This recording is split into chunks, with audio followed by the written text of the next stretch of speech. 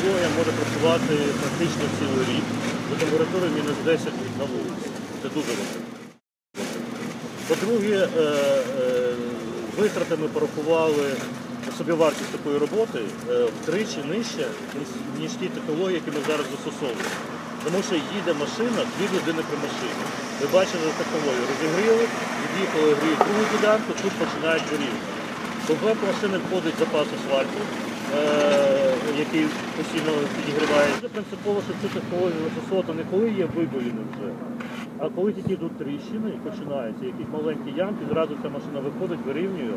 І в Чехії такі латки тримають, такі підхід до ремонту доріг, вони стоять до 5 років. Тоді навів таких машин 6, зробили спочатку хоча б 2.